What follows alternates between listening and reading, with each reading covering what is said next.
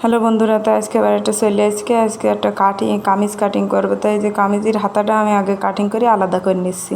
এই যে আমি হাতাটা আলাদা করে এই যে নিছি, আলাদা করে নিয়ে আসি। ওখান থেকে আমি দুই সাইডটি কেটে কাটিং করে নেবো। তো কাটিং করে নিয়ে দেখেন আমি এই কামিজটা এবার পাতায় নিছি, হাতা আমার আলাদা করে রেখে দিয়েছি। দেওয়ার পরে দেখেন আমি শোল্ডার নিছি 7.5। তাই এখান থেকে 7.5 নিছি। 7 নেওয়ার পরে আমি নামাবো 7.5। আমি আগে না জামা বানাইছি, তা 42 বডির জামা আগে আমি 7 নামাতাম, কিন্তু 7 নামালে তার বডির দিক টাইট লাগে একটু, ওই জন্যে আমি আবার 7.5 নামাইছি।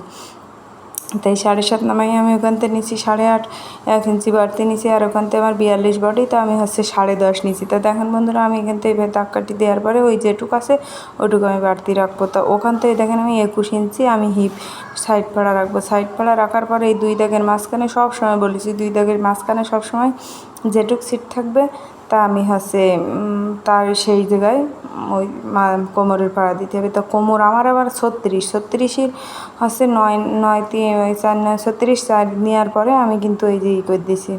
তা অনেক সময় দেখবেন বডি যা হয় তার চাইতে 1 ইঞ্চি কোমর যদি আপনি করেন, ডাউন করেন, যেমন বডি আমার 10.5 × 42 9.5 নিলে কিন্তু হয় না। এখানে আমি 9 নিচ্ছি, মানে 6 ইঞ্চি কমাতে হবে, তাহলে এই শেপটা ভালো আসবে। যারা একটু টাইট ফিটিং পছন্দ করে তাদের ক্ষেত্রে আপনারা 6 ইঞ্চি ডাউন করবেন, তাদের বুকের শেপ হিসাব করি কামিজের। তা দেখেন বন্ধুরা, এরকম করলে উনি কিন্তু আমার কাছ থেকে সবসময় জামা বানায়, মেলা জামা বানায়।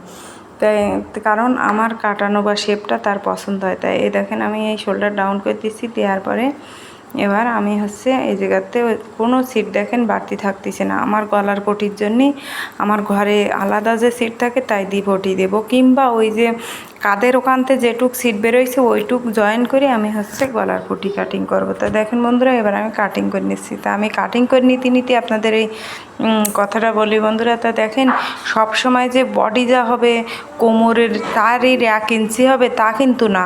কেননা কোমর অনেক সময় কম বেশি হতে পারে। অনেকের দেখবেন 2 ইঞ্চি কম, আবার অনেকের 6 ইঞ্চি কম, আবার অনেকের 5 ইঞ্চি কম। ওই জন্যে আপনারা সবসময় কোমরের মাপটা ঠিকঠাক নেবেন।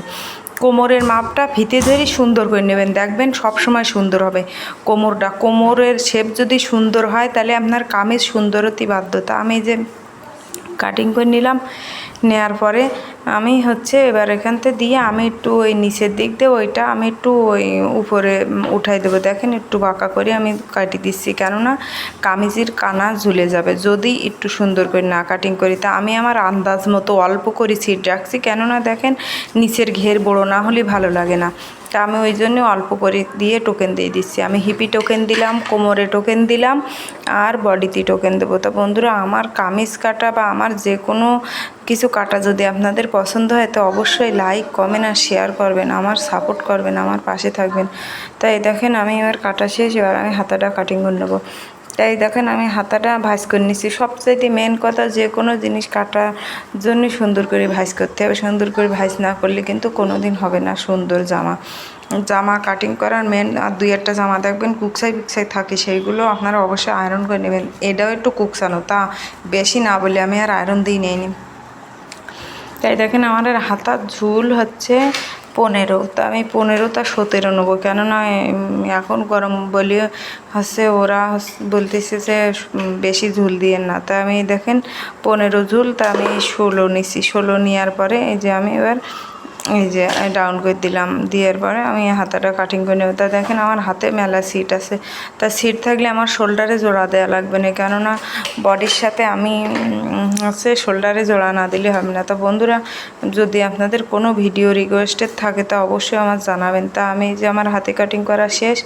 আপনারা যদি সেলাই চান তা অবশ্যই কমেন্টে জানান, আমি অবশ্যই সেলাইয়ের ভিডিও দেবো। তা বন্ধুরা, তাহলে দেখেন আমি এই যে দাগ দিয়ে নিলাম, নেওয়ার পরে আমি এবার আমার মতো করে কাটিং করে দিচ্ছি। তা অবশ্যই আপনারা লাইক, কমেন্ট